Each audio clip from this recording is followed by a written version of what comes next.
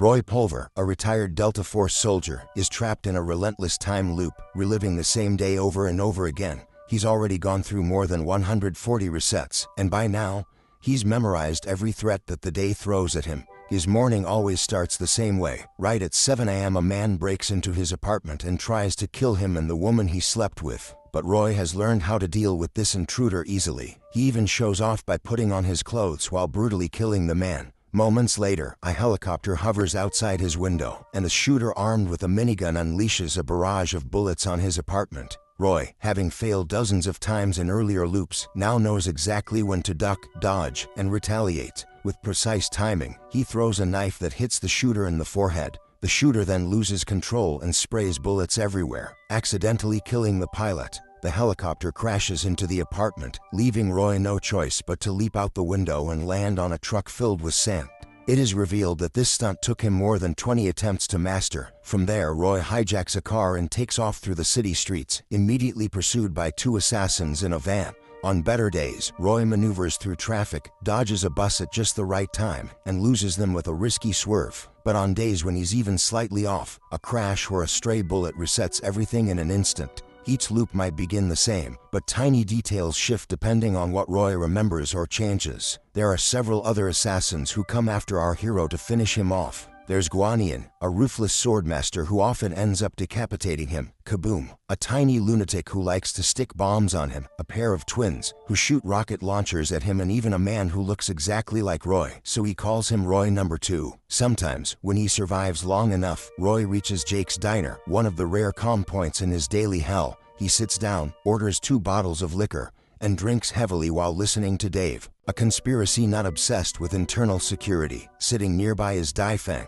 a fencing expert who has won the world championship several times. But when the clock strikes 12:47 p.m., all the mercenaries who are still alive show up at once and shoot Roy to death. Roy doesn't know why he's trapped in this loop or how it started, but he suspects it has something to do with his ex-wife, Gemma. She's a brilliant scientist and the only person who might have the answers. But when Roy tries to call her lab, her boss, Colonel Clive Venter, answers and says that Gemma has died in an accident. Roy obviously finds this fishy and believes that she was murdered, but he never gets to find out the real truth as he is killed one way or another. One afternoon, when Roy gets killed again, he remembers the final day before the time loop began. It starts with a visit to his ex-wife, Gemma Wells, at Dino Laboratories, where she works on advanced experimental technology. Roy arrives after receiving a message from her saying the lab is hiring new security staff. At first, it seems like a job interview, but the interaction feels off from the start. Gemma barely acknowledges his resume and doesn't talk to him politely. Instead, she focuses on taking measurements of his body and, without explanation,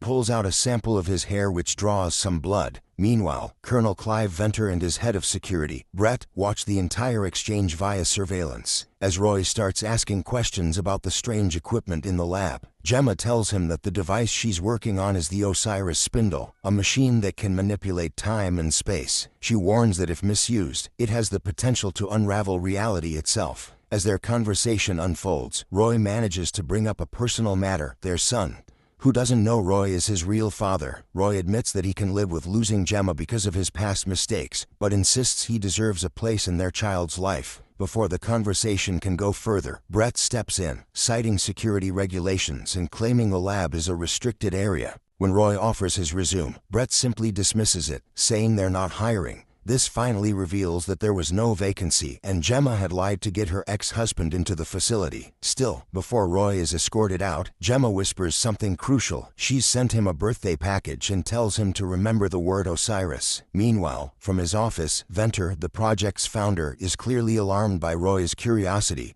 and how much he's overheard. After reviewing Roy's background, he decides the man could become a liability. Hence, instead of sending official personnel, he instructs Brett to hire mercenaries, random, untraceable killers who won't be tied back to the lab. Later that evening, Roy heads to a bar, where he tries to distract himself from the day's confusion with alcohol and meaningless company. He meets Alice, a dental assistant, and they end up back at his place. But before anything happens, Roy gets a call from Gemma. She sounds panicked and tells him she's about to do something drastic. She needs his help, but before she can finish, Venter cuts the call off. Roy senses something's wrong, but instead of pressing further, He returns to drinking and spends the night with Alice, ignoring his gut feeling. On the other hand, Gemma makes her move. She places the sample of his hair, mixed with his blood, into a small tube and inserts it into the Osiris spindle. She does it quietly, fully aware that she's crossing a line, but her actions don't go unnoticed. Watching through the cameras, Venter realizes that Gemma has gone insane, so he immediately sends Brett to stop her before she can go any further. That was the last night Roy lived before being confined to this hellish loophole.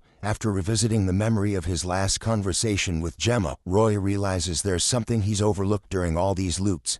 He never opened the birthday present she told him to check. Back in his apartment, in the brief window before his usual death, he finally locates the package. Inside, he finds a book titled Isis and Osiris. The cover has pictures of ancient Egyptians, and on the backside, Gemma has written a cryptic note: "Time waits for no man." Furious, Roy becomes so fixated on the book that he loses track of time and forgets to take his usual precautions. In one loop, he gets gunned down by the helicopter before finishing the first page. In another, he tries to read the book while driving, ends up missing a crucial turn, and is obliterated by an oncoming bus. After these two ridiculous failures, Roy finally gets serious. During the next cycle, he hijacks the usual car, but this time he notices a nitro button on the dashboard he had never tried before. Pressing it unleashes a burst of speed that helps him shake his pursuers, but it also causes him to overshoot the turn toward Jake's diner. Instead, he ends up at an underground shopping mall. Roy ventures inside, finds a bench and begins reading the book properly. He notices that several paragraphs are underlined by Gemma, but he still can't make sense of how an ancient Egyptian myth connects to his endless, bloody Groundhog Day. His focus breaks when he spots his son, Joe, buying something from an older kid. For a moment, Roy forgets everything else. With Gemma gone, Joe is the only family he has left, and the boy still doesn't know he is his father. Roy follows him into a nearby arcade, where rows of analog monitors and old gaming setups buzz and glitch every time he gets close. But Roy doesn't even notice this, as he's only focused on his son. Inside the crowded game store, he finds Joe and casually confronts him, asking why he's skipping school. Joe assures him that the purchase was harmless, just collectible cards, not narcotics or anything shady. Roy then tries to build a connection and invites him for lunch. As they leave the mall together, Roy glances at a nearby clock and is stunned. It's already 12:50 p.m. It is 3 minutes past his dying time, and he has never lived this long in the loop before. Following this, Roy starts putting things together. The underground mall is shielded by thick concrete, which naturally interferes with signals. Somehow, he's being tracked, and this place is the only reason he's ever lasted beyond 1247.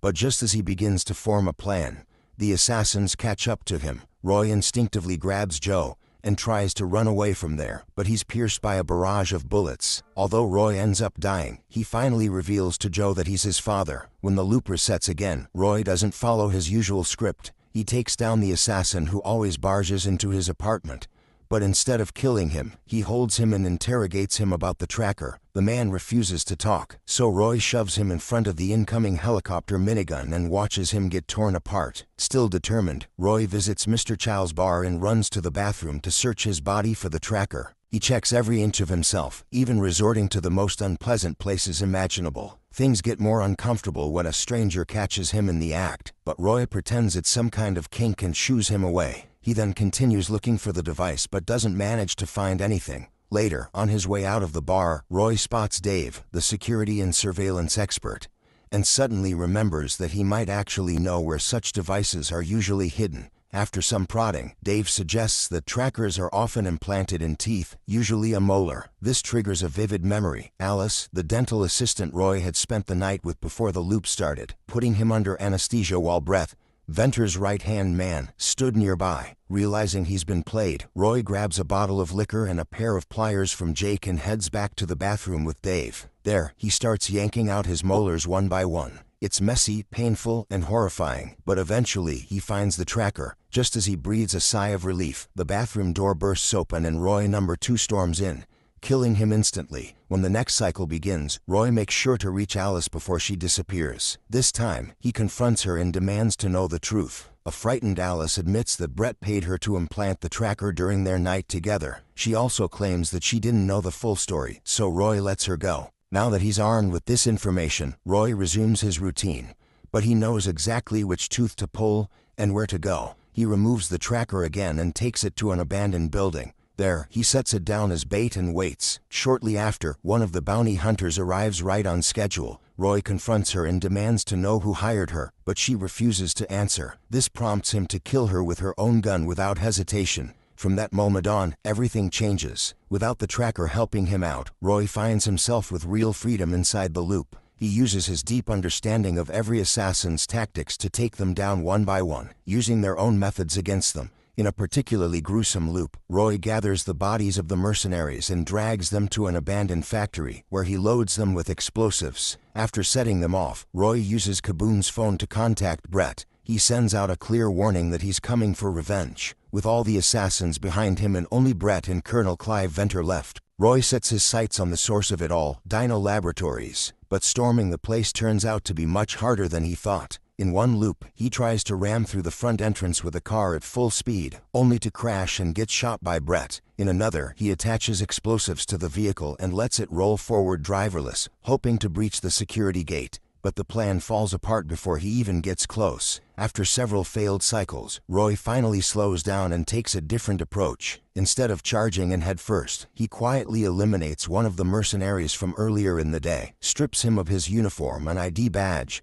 and tries to slip into the building disguised as security. But the elevator doesn't recognize the ID card, and when the guard inside asks to see it, Roy panics. That loop ends with another bullet. In the next try, he decides to deal with the elevator guard before entering, eliminating him ahead of time. He makes it farther than ever before, reaching the correct floor, only to be greeted by Brett and several other guards. Realizing there's no escape, Roy kills himself to reset. In the next attempt, he finally spots a security camera he had missed before, one that alerts his presence every time he gets to that floor. Roy also realizes that the mercenary whose ID he stole didn't have access to the restricted area. He thus changes tactics and finds a real security guard outside the building. After eliminating him, Roy swaps his uniform and ID. The plan surprisingly works and the elevator lets him through this time without issue. As Roy steps into the laboratory level, he stealthily eliminates unsuspecting guards and moves deeper into the building. But he soon comes across Guanyin, the sword expert. Without wasting words, she charges at him with her sword. Roy doesn't even get a chance to raise his weapon as she cuts down his pistol before decapitating him. In the next loop, he tries again, this time with a submachine gun. But the result is the same as Guanyin is too fast for him. She manages to dodge all of his attacks before slicing his head off. In some instances, she even leaves him alive just enough for Venter to taunt him with philosophical nonsense before finishing him off. One loop drags longer than usual, and during it, Roy actually listens to Venter's speech. This is when he hears the name of the project for the first time, the Osiris Spindle, and it finally starts making sense. Venter doesn't even know the machine is functioning, but Gemma did and she must have used it for a reason. This new realization changes everything. For the first time in ages, Roy doesn't just feel angry or desperate.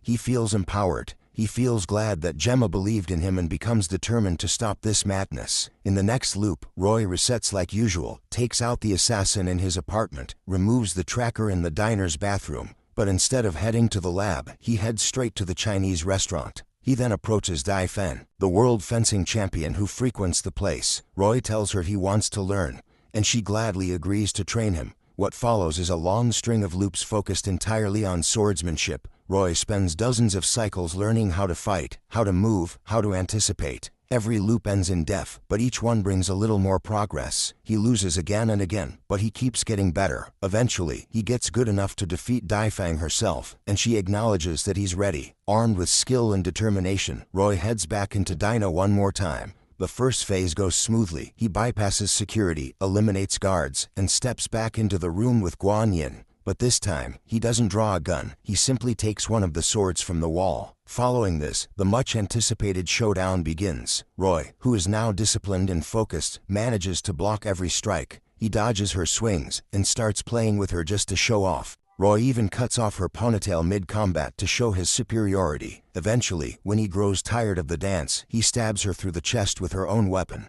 Moments later, Brett and Venter arrive at the scene. An armed Brett then charges forward, but Roy easily manages to finish him off by impaling him in the forehead with a sword. Then, he approaches Venter and challenges him to a one-on-one duel. The latter agrees and they start going hammer and tongs at each other. At one point, Venter gains the upper hand and tries to grab his fallen pistol, but Roy swiftly picks up his sword and drives it into Venter's hand, pinning it to the floor. After this, he finally reveals that Gemma used the spindle, and he has been in this loop since ages. But an arrogant Venter responds by mocking him, saying he should have used his endless time to protect his son instead. He implies that Joey might already be in danger. Upon hearing this, a worried Roy immediately kills Venter and rushes out of the lab. He jumps into a car and speeds toward the mall, the last place he saw his son alive. But when he gets there, the nightmare becomes reality. Police tape surrounds the area and coroners carry out a small, covered body. Roy tries to run toward them, screaming for Joe, but the officers restrain him.